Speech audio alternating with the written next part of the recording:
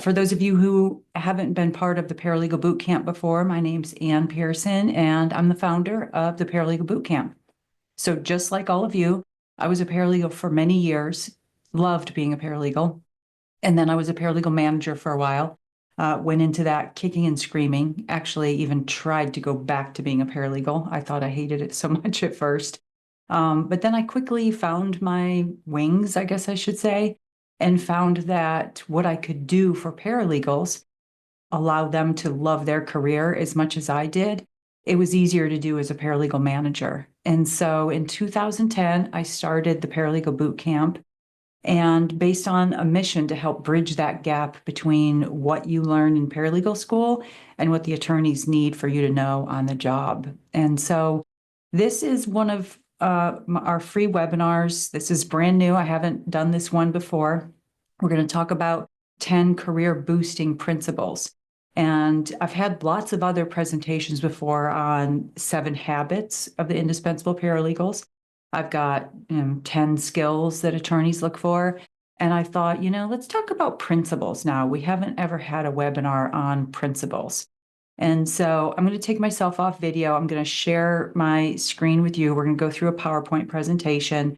I didn't do handouts for this just because most of my PowerPoints, if you've been to one of my presentations before, most of them are more visual than filled and riddled with bullet points. There are some in there.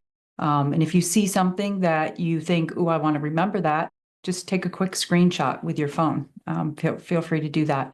And a little housekeeping, I am recording this, and the recording will be available. Anybody who registered for it, I will send out the recording to you, and you'll have access to that for 30 days. So let me jump in really quick. All right, let's get started. I know some of you are on a lunch break, some of you are on a quick morning break, and I appreciate you giving your time to me. Let's jump in.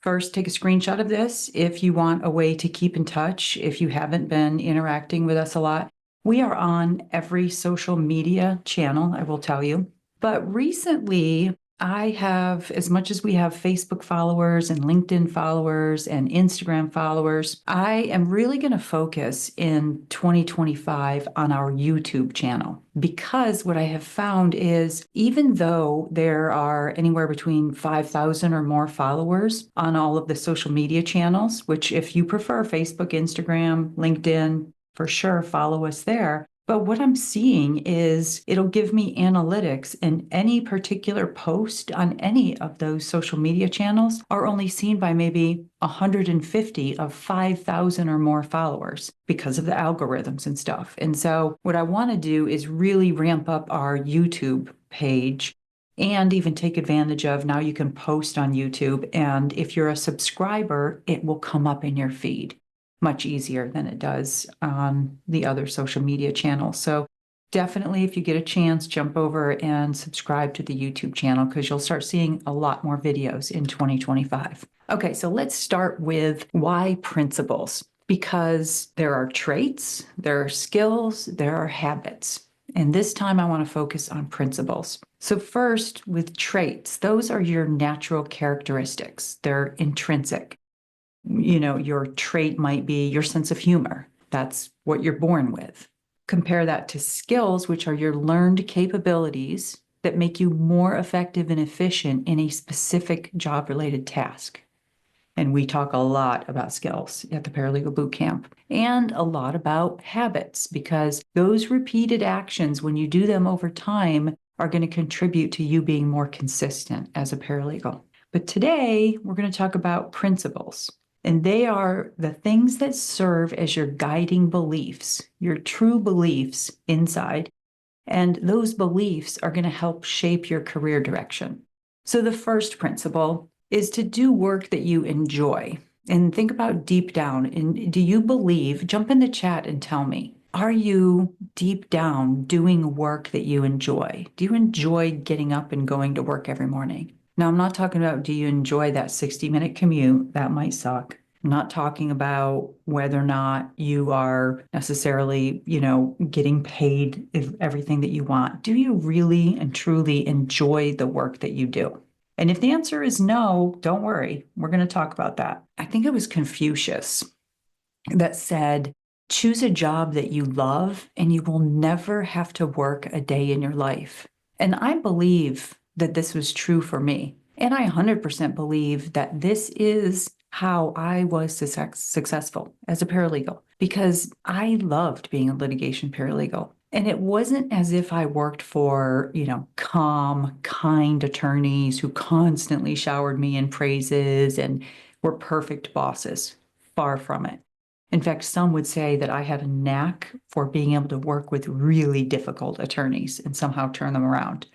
So it wasn't that I was working for, super nice, sweet people either. But I truly enjoyed going into work every day. I didn't mind when I had to work weekends, and it was because of this. And I truly think that this one principle alone was the major impact in how I was successful as I was as a paralegal. Let's look at, if you maybe aren't doing work that you enjoy, how you can find work that you enjoy. So typically the first thing that we look at when we're finding work that we enjoy is the compensation.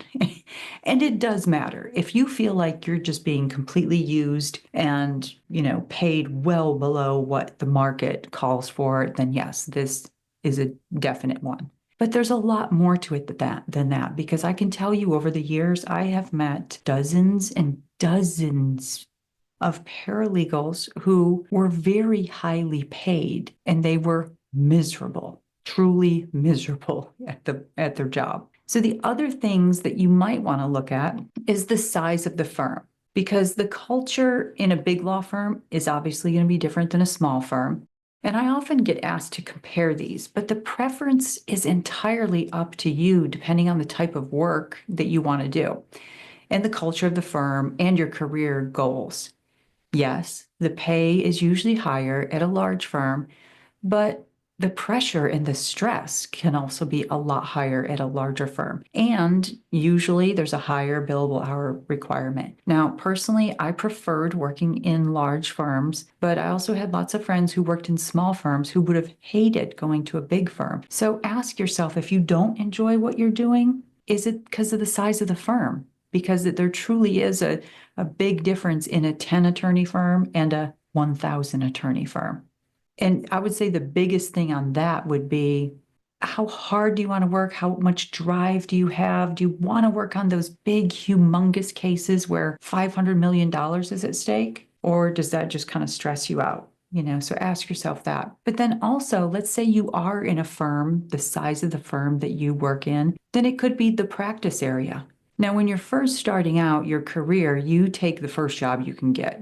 Maybe that's in litigation, maybe whatever it is, you just take it because that's what you've got to do. But now you're a few years in and maybe you don't like the long hours and the thought of going to trial terrifies you. That doesn't mean you give up on being a paralegal altogether. Maybe you just need to explore a career in transactional work or estate planning or intellectual property. The work and the skills required for each practice area are going to be different and could make it to where you enjoy it or you don't enjoy it. Now, maybe you've got the first two down, you're in the right size firm, you love the type of work that you're doing, but it's the individual attorneys you're working for. This one is huge. Maybe you're in a firm that's a good culture fit and you love the work that you do, but the attorneys you work for are jerks.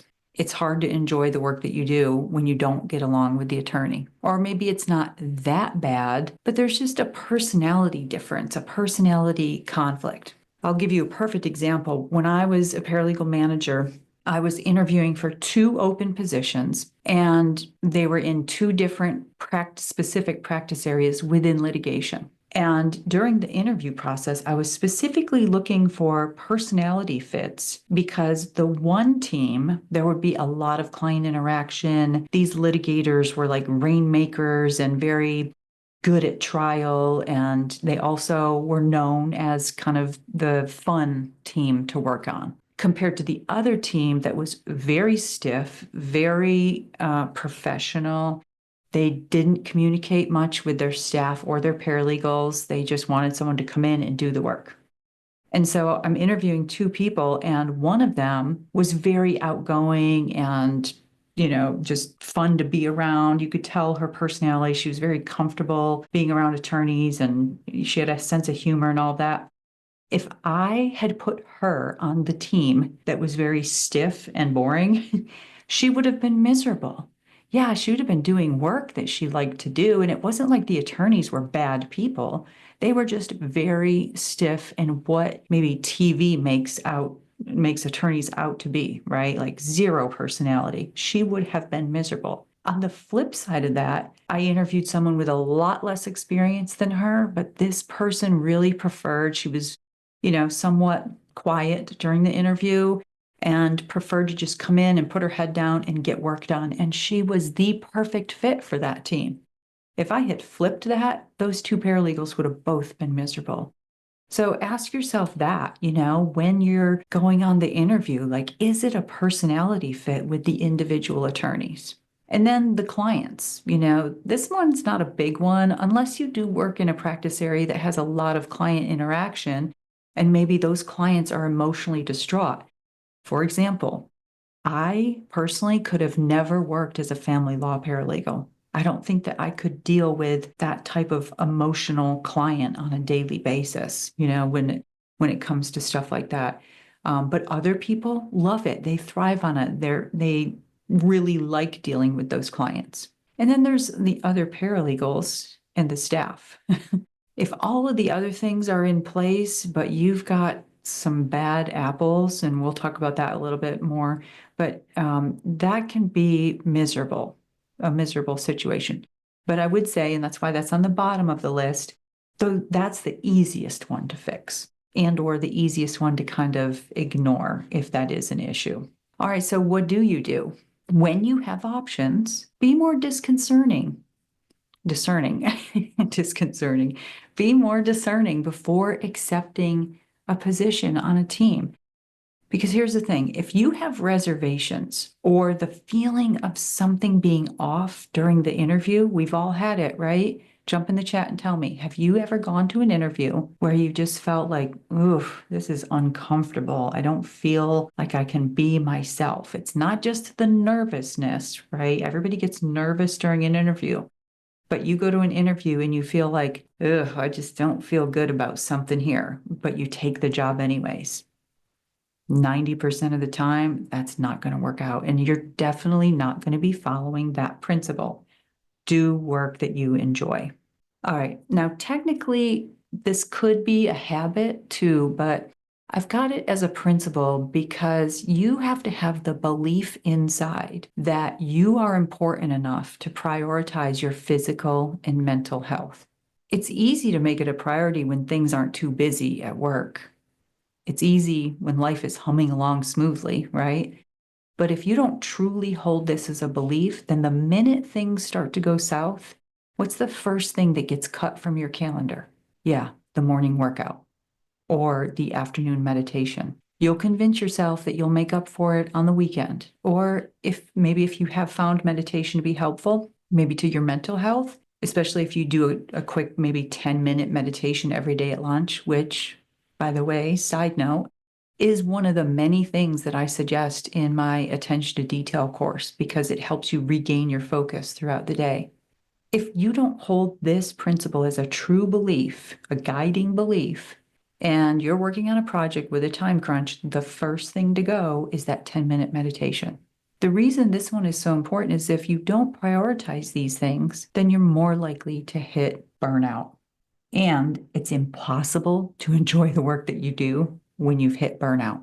So recognize the symptoms early.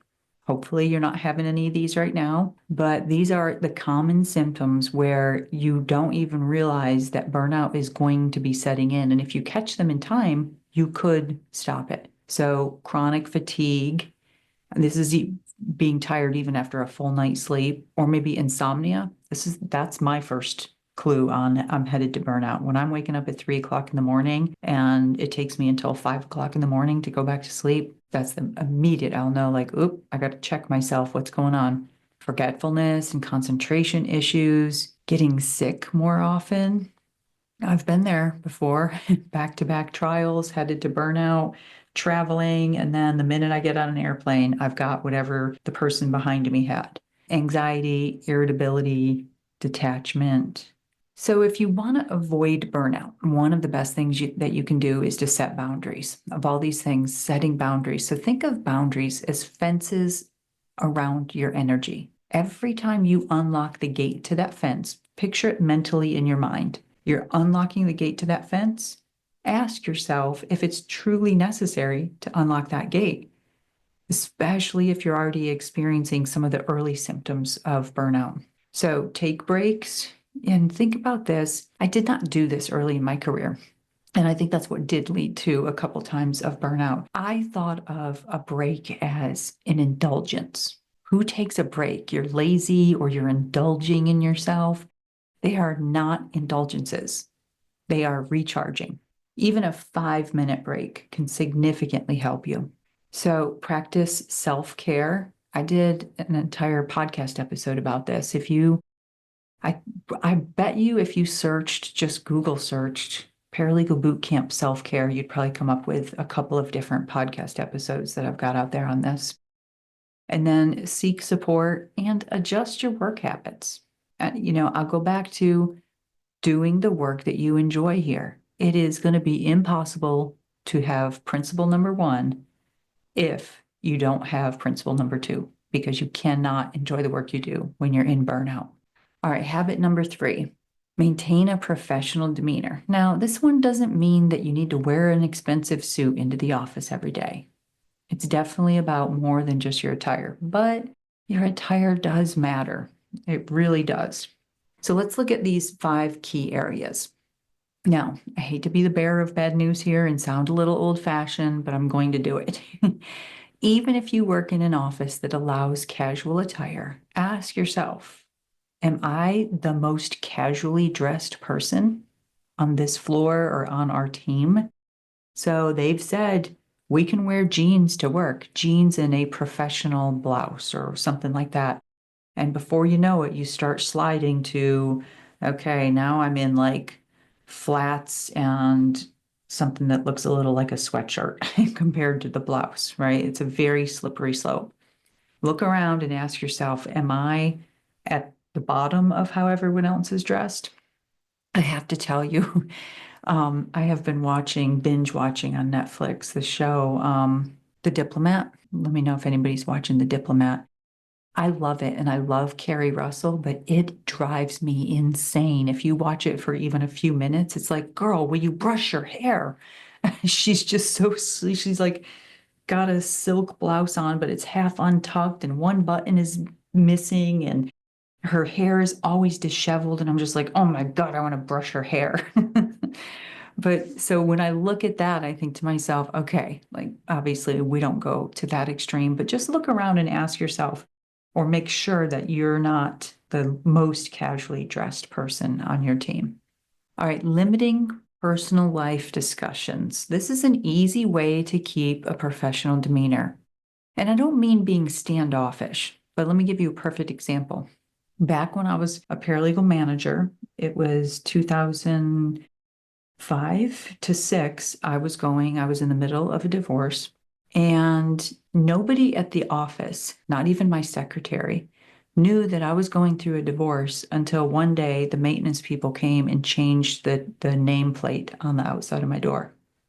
Changed my last name back to my maiden name. Nobody knew. They thought I got married. Literally, they're like, oh, congratulations. Did you get married? I'm like, no, I got divorced. There's a way to be able to be friendly with people, but not give them all of your personal life discussions, that happen. Body language, another way. So body language meaning you have a calm demeanor that inspires confidence in your team. Who you associate with, we're going to talk about that in the next principle 4 for this, but that can affect your professional demeanor, who you're seen with in the office, and your ability to read the room. And some might call this emotional intelligence. This could range from everything from knowing when not to walk into an attorney's office to interrupt them and tell them something that you could, put into an email or a status report, or just your ability to almost read their body language, right? And then act appropriately. I had a great paralegal back when I was a manager. She would typically go to trial 4 to 5 times a year. That's how busy her team was, and she was really good. She was known as the trial paralegal. But I can tell you, she lacked the ability to read the room because her attorney, the partner on the team, came to me and said, "Can you please have a talk with her and tell her I don't need to be interrupted 5 times a day with the status of every single thing that's going on this trial, or complaining about what the vendor did or this, that, or the other." And so, ask yourself, can I read the room? Can I walk in and understand that this might not be the time to say things that I think need to be said? All right, principle number 4. You've probably heard the saying that one rotten apple can spoil the whole barrel. What you might not know about that saying is that it's because the bad apple puts off ethylene gas, and that ethylene gas causes the other apples to ripen faster. That's what happens in an office environment. The closer you are to the bad apple, the more that ethylene gas is going to affect you. I've experienced this firsthand. And it was at a time when I was the most vulnerable. It was when I was a brand new paralegal. I went into it so excited to land a paralegal job while I was finishing my degree, and I loved the work that I was doing. How many of you remember that first week on the job, and how long ago was it? Jump in the chat and tell me. Was it excitement, nervousness? Were you like, oh, I'm starting my profession? And now keep in mind, I was in my early 20s. So back then it was like, wow, I'm a big person now. I'm an adult. I loved the work that I was doing. And the firm I worked for, I was so proud to be able to be in this position. And after 6 months of going to lunch with some of the paralegals and secretaries who were negative Nellies, they were constantly bashing the firm or HR or the managers or the attorneys. Yeah, I was becoming one of them. Now, I was lucky enough to catch myself before it was too late. What I think we do, at least this was me in that particular situation, was just like in high school and college, you're desperate to fit in. And if you don't pay attention, you could be, quote, fitting in with the wrong group. And what that does is it makes you become like them, rather than if you're typically, you're happy in your career, in your job, and you're proud of being a paralegal, and then you want to surround yourself with other people who are like that. And if you can't find that at the firm that you're at, then find it outside the firm, whether it's local paralegal association meetings or other paralegals working at other firms that you know. So here's some people to avoid. The gossip group. Because we know if they're gossiping about other people in front of you, then they're gossiping about you when you're not around. We all know this. We've been told it throughout our entire life. So why do we still do it then? Why do we do it? I can tell you why. When I did it to fit in. And, if you're new at the firm and you've got a particular group of people, in my situation, they were going to lunch every day. So it was pretty cool when they invited me to go with them. But sometimes, it's better to steer clear of them, because here's the other thing that I found out when I moved into management and I was in those behind door meetings with attorneys is they pay attention to that stuff. They see everybody leaving to go to lunch together. And if you're with the gossip group, they know who the gossip group is. They just don't say anything. Now, that being said, attorneys have the same thing. They literally have everything that paralegals have. Like there's the gossip group, there's the negative Nellies. All the associates have the same thing. So negative Nellies, I would say these could also be part of the gossip group, but not always. This could just be one individual that you associate with, and you start to notice every time they discuss the firm, it's in a negative light. And this is what people refer to with that one bad apple, right? If you hang around with negative Nelly long enough, you're going to start to adopt their views and, more importantly, their beliefs, maybe even sliding on some of your principles because of it. All right, you want to avoid people who disparage other paralegals, particularly in front of attorneys or management. Now, this person is doing this to make themselves look better, but it has the effect that I hate. This is one of my huge pet peeves. The person that's listening to these disparaging remarks like, oh, your former paralegal must have been an idiot to do this or that, or the paralegal across the hall from me is constantly screwing up and doesn't know how to draft a blah, blah, blah. Those little remarks, those disparagements about other paralegals, it makes the entire paralegal profession look bad when someone tries to make other paralegals look less valuable than themselves. And so if you start to see like people that do that, move away, step away. Nothing is ever their fault. A different type of person, maybe. It's the attorney's instructions, it's the copy person, it's the file clerk, it's the vendor. It's never them. The blame game person, at some point, you're going to be the person they blame. So steer clear of them. Another pet peeve of mine, you've probably heard me talk about this some on the podcast if you're a listener, but people who are stingy with their knowledge.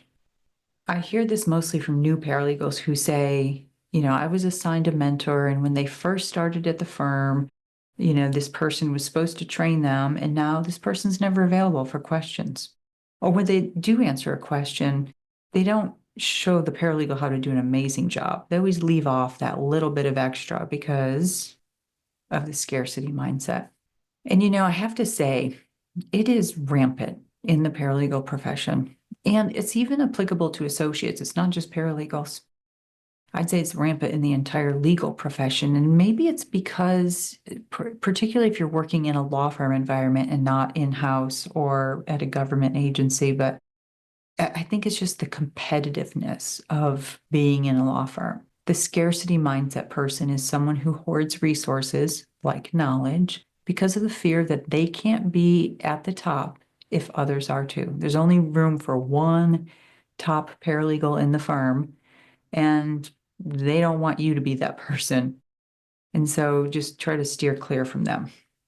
All right, principle 5 is to have a growth mindset. This isn't just for new paralegals. In fact, I'd say this principle is more important the more experienced you are. You don't want to be the 20-year paralegal who thinks there's nothing left for you to learn, because you maybe before you know it, right, you're 20 years in, and that paralegal with 8 years of experience who's been keeping up with the latest technology trends is now surpassing you at the 8-year mark. They're surpassing what you're doing in 20 years. So for those of you who haven't heard me talk about this before, keep in mind, a fixed mindset is where you assume that your intelligence, your character, your creative abilities, they're all static. Basically, you're dealt a hand in life and that's it. This is as far as you're going to be able to go. Kind of like your skills are set in stone. What you're born with is how it works. On the other hand, the growth mindset is based on the idea that those essential skills and qualities are things that you can cultivate through your efforts.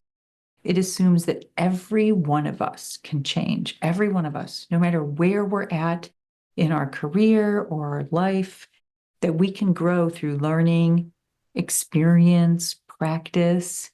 There is a ton of research out there that confirms in every industry, not just the legal industry, in every industry, the person who has the growth mindset is going to go further than the person with the fixed mindset.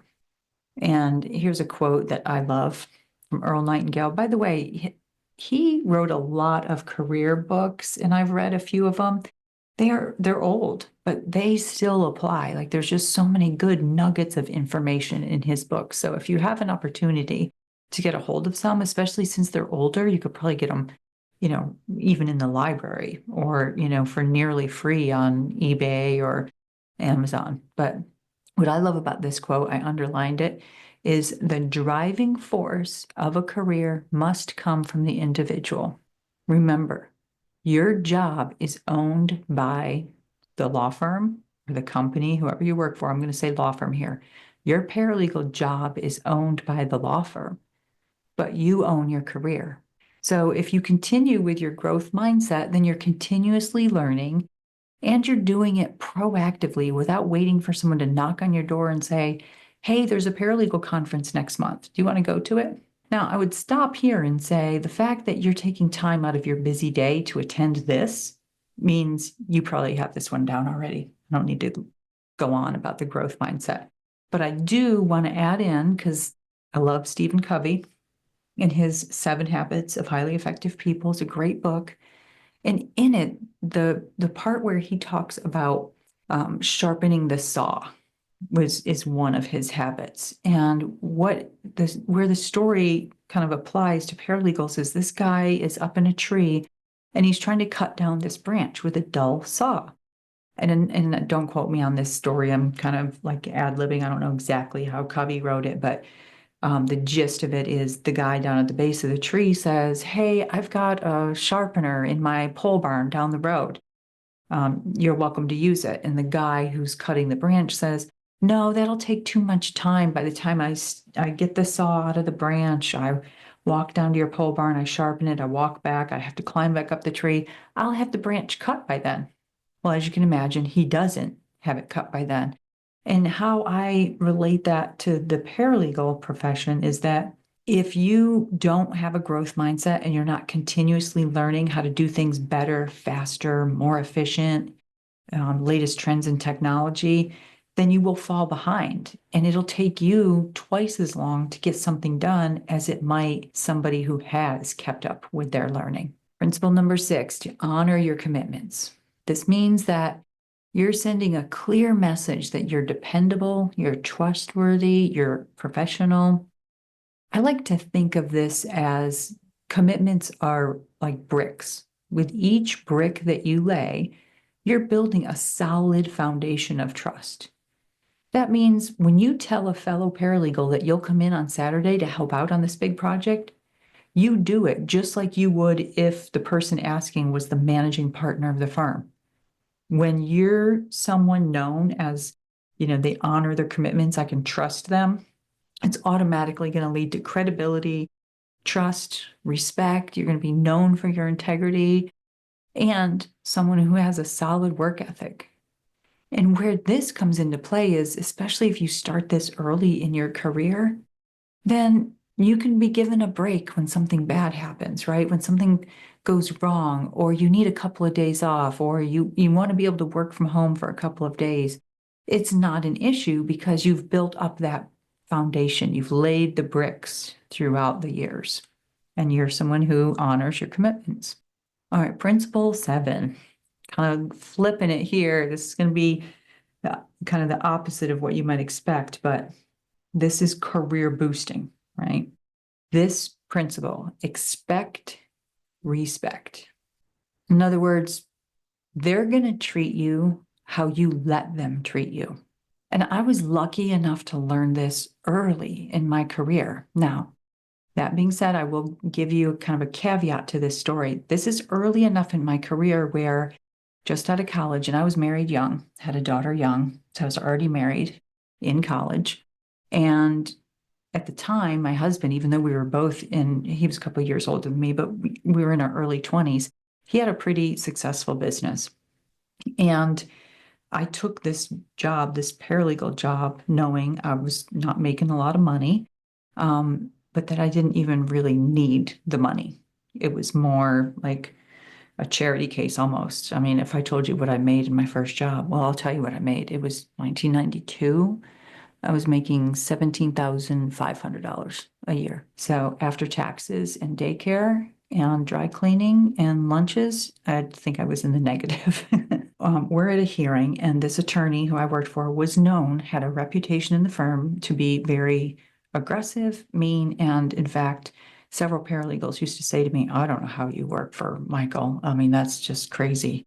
I'm like, it's fine with me. Well, we go to a hearing one day, and back then I was in Sarasota, the Sarasota judges would ask that you would highlight their copy of the case law that you were going to hand them during a hearing.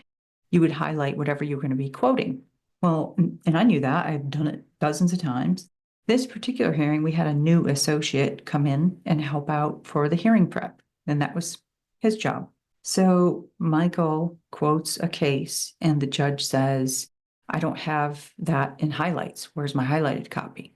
And he comes over and leans into my ear and has his teeth gritted and says, "You don't ever do that to me again. You understand me? This is embarrassing. You have embarrassed me." Blah, blah, blah. He just went off.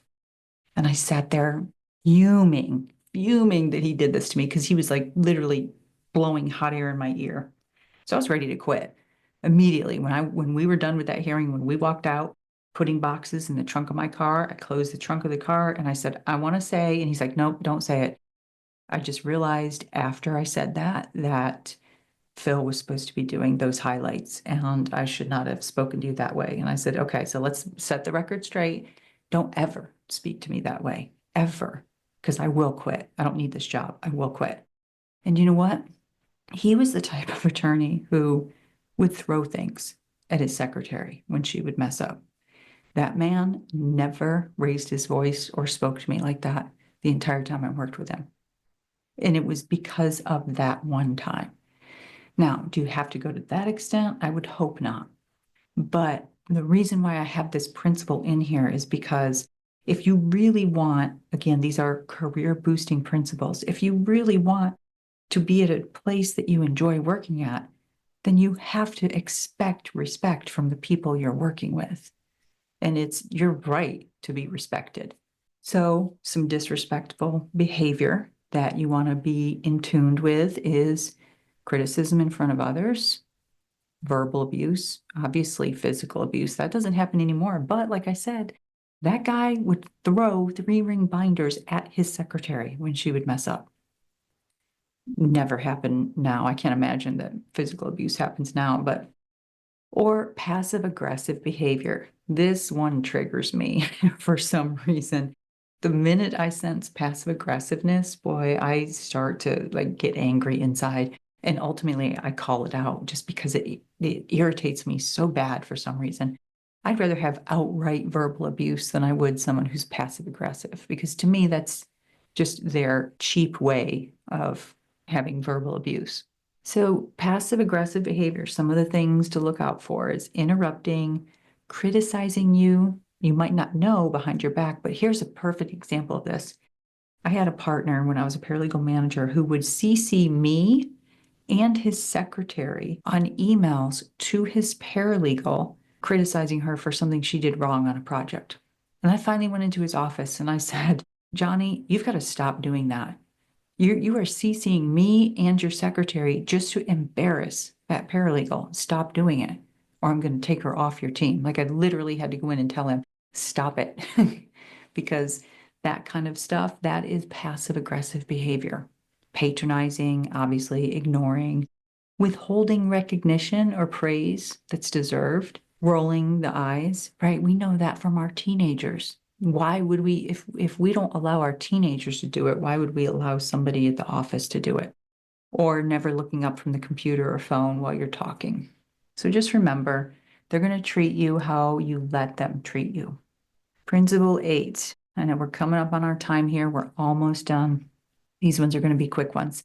So hold yourself accountable. This principle is about not just holding yourself accountable when things go wrong, but being able to accept criticism, not when a big project goes wrong, but just even somebody trying to help you out. And holding yourself accountable means no excuses and you don't blame others. I can tell you that every single attorney I've worked with in the last 30 years hates excuses. They end up tuning you out the minute that they think you're giving excuses for something or trying to blame others. They just don't care. They just want to get the job done and they want to get it done right. So just make sure that when you're thinking about, okay, this went wrong. Now, I'm not saying you can't explain yourself, but make sure that the explanation is, this is what happened. This is how it's not going to happen again. That's how you hold yourself accountable. Principle 9, learn from your failures and setbacks, because every failure carries a lesson. And I know it's hard. It was hard for me, trust me. It's not like I never had a failure throughout the time that I was a paralegal. Oh, and even a paralegal manager. Let's say that you miss a calendaring deadline. It's a tough pill to swallow. I know, especially if it was something like a summary judgment deadline or something along those lines. But instead, use it to dissect what went wrong. Was it a calendaring error? when you calculated the deadline? What can you do to make sure that doesn't happen again? Was it poor communication? Or was it something in the drafting and editing process? So maybe from that failure, you use that experience to create a system that's going to prevent future mistakes. So every single time, the minute you have something, a setback, a failure, something goes wrong, you might not have time to do this in the specific instance, but write it down in your notepad and write down what the failure was and put question marks. How? Why? Go through it like a journalist almost, so that later when you have a few minutes, you can sit down and learn from them. Plus, I will tell you, if you do that, I think it also helps you overcome it quicker rather than sitting around thinking, oh no, I messed up. All right, and then finally, principle 10 is to lift up the paralegal profession in the eyes of others. I've been on a mission to do this for a few decades, again, because I was so proud to be a paralegal. I really wish that everyone could experience the career that I had as a paralegal. And that's part of my mission here at the Paralegal Boot Camp, is how to get the entire profession lifted up in the eyes of the legal industry. Because I know that there are still a lot of individual paralegals and individual attorneys who look at paralegals as, are they secretaries who have turned to this, or are they legal assistants? Are they this? Are they that?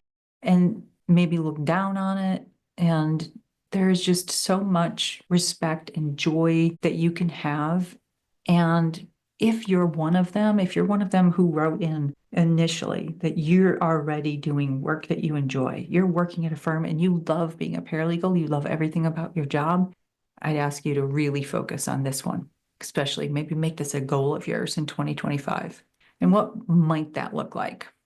Well, it goes beyond just not disparaging others. It means speaking highly about all paralegals, all of them. Anytime you get an opportunity to give kudos or applause to another paralegal, either in the office or maybe if you're in a social media group or whatever, anytime you get that opportunity to do that, do it. Be willing to share your knowledge, right? If you're good at something, share it. Don't have the scarcity mindset. Have the mindset that this is more than just a job. And you're more than, quote, just a paralegal. I hear people say that and I hate hearing that. A paralegal who's working on a project who says, she or he didn't do something because, well, they're just the paralegal, they're not the attorney. So get rid of that mindset. And speak out against things that harm the profession. What does that mean? Well, you don't necessarily have to go to the extent I have gone to, but I have done things like a podcast episode where, hey, it's about time we pay paralegals more than $15 an hour, because I got tired of seeing that in a social media group where people were just being paid $15 an hour and they were expecting them to have a college degree and a paralegal certificate and 2 years of experience. And I called it out.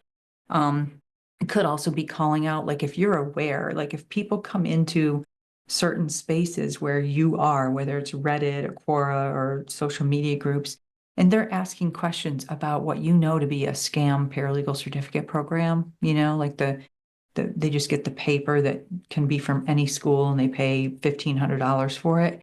Speak out against it so that that person doesn't waste that time and energy, because then what happens is they come out of school with a, quote, paralegal title and they bring down the profession because they didn't get the education that they need. And so share that information, speak out against things that harm the profession, because a rising tide rises together.